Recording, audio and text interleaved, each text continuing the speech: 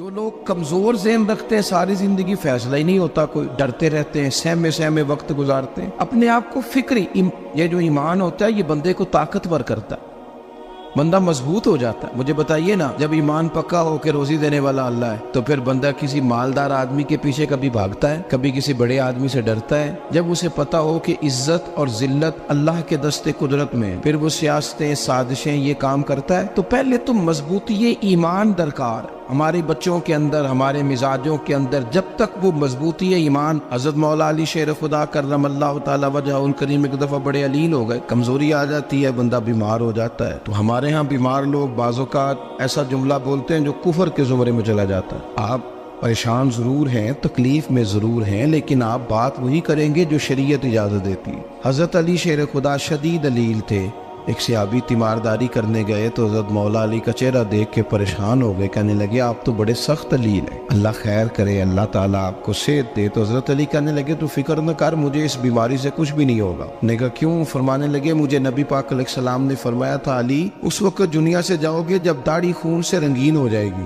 تو اس کا مطلب ہے میں خنجر کے وار کے ساتھ شہید کیا جاؤں گا، میں بیماری سے دنیا میں نہیں جاؤں گا، میں یہ بیماری سے مجھے کچھ بھی نہیں ہوگا، اللہ مجھے شفا دے دے گا، چونکہ حضور نے فرمایا کہ ساڈے نبی دی زبان ساڈے واسطے قرآن۔ تو سب سے پہلے تو اپنے ایمان کے اندر، توکل کے اندر مضبوطی پیدا کریں۔ مسلمان دیکھو نا، نماز پڑھنے سے روزی میں برکت ہوتی ہے، تو پھر اس کا مطلب یہ ہے کہ جب ٹائم آئے نا نماز کا تو گاہک جتنے مرضی کھڑے ہوں پھر دکان بند کرنی چاہیے، پھر نماز پڑھنی چاہیے، کیونکہ روزی تو اللہ نے دینی ہے، گاہکوں نے تو دینی۔ تو سب سے پہلے ضروری ہے مضبوطی ایمان، توکل، اللہ کی ذات پر بھروسہ۔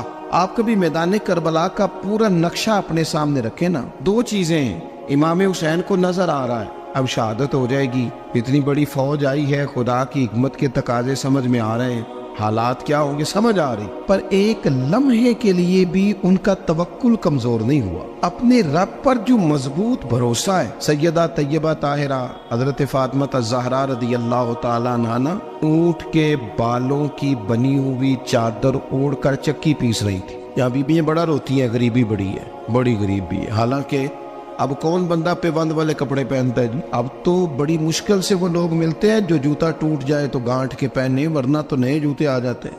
حضرت سیدہ پاک اونٹ کے بالوں کی بنی ہوئی چادر اوڑھ کے چکی پیس رہی تھی۔ نبی پاک صلی اللہ علیہ وسلم نے دیکھا، آنکھوں میں آنسو ضرور آئے، پر محبوب نے فرمایا فاطمہ دنیا میں تھوڑی سی تکلیف برداشت کرو، قیامت کی ساری عزت اللہ آپ کو ہی عطا فرمائے گا۔